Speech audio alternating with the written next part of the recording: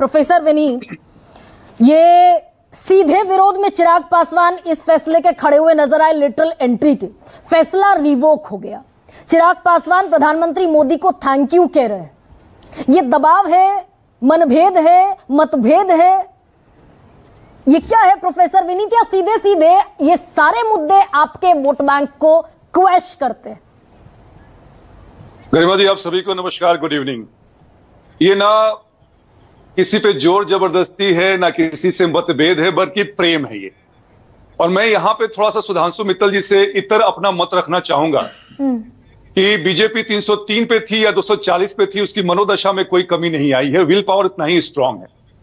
मैं थोड़ा और बता दूं, किसान बिल की आपने बात कही है, उसमें भी हमारे नेता चिराग पासवान जी ने कहा था कि अगर किसान संतुष्ट नहीं है तो इस पे सरकार को एक बार दोबारा सोचना चाहिए। एनडीए की खूबसूरती वही है गरिमा जी कि एक डेमोक्रेटिक, एक लोकतांत्रिक गठबंधन है जिसमें एक मंच मिलता है कि आप अपने कंसर्न को आप वॉइस आउट कर सके या जिसपे कि त्वरित कार्रवाई होती है।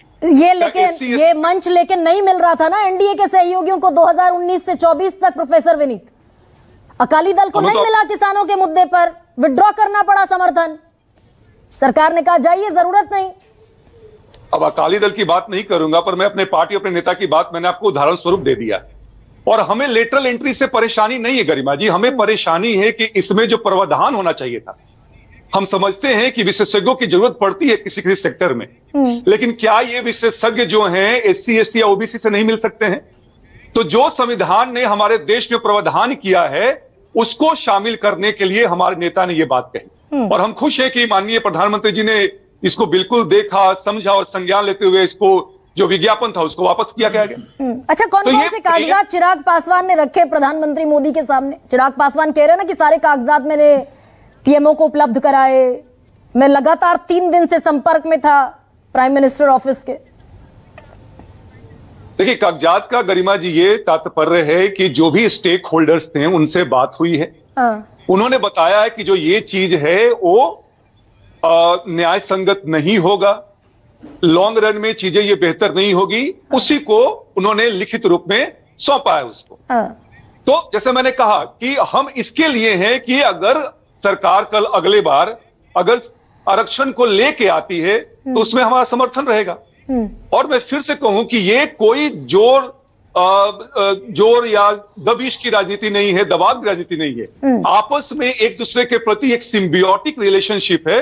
और हम चाहते, जैसे कहते हैं ना कि निंदक नीरे राखिए आंगन कोठी छवाए, बिन पानी साबुन बिना निर्मल करे सुहाए।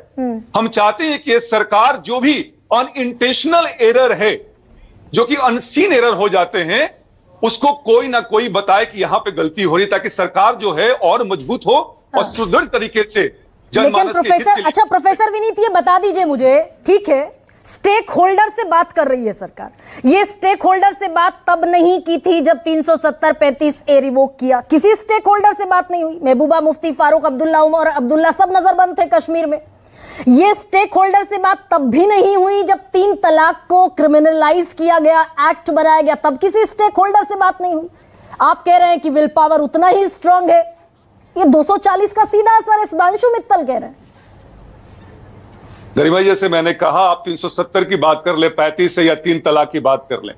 आप ये बताएं पहले तो अंदर की क्या बात होती है। बहुत चीजें बाहर नहीं आती हैं, पर क्या आपको लगता है कि उससे कोई भी इत्तेफाक नहीं रखता होगा कि इन सब चीजों को हटाया जाना चाहिए? ड्रैकोनियन लॉ है, ये काला कानून है, जो भी है इसको हटाया जाना चाहिए। तो स्टेक होल्डर से तो बात होनी चाहिए ना विनीत?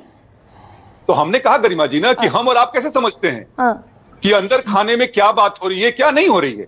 और हर बात मीडिया मंच पे बोला जाना औचित्यपूर्ण नहीं होता है। लेकिन हमने जो कहा कि अगर मान लीजिए कि हमारा कंसर्न है, टीडीपी ने समर्थन दिया, पर जदयू ने और हमारी पार्टी ने इसका थोड़ा सा कहा कि आपको थोड़ा कंसर्न को एड्रेस करना चाहिए। उनको लगा प्रधानमंत्री जी को या एसटी, एससी का क्रीमी हो या भी हो, इसको हटा देना चाहिए। बाद में चीजें संशोधित होकर अगर आती हैं तो उसमें हमारा समर्थन बिल्कुल है। तो ये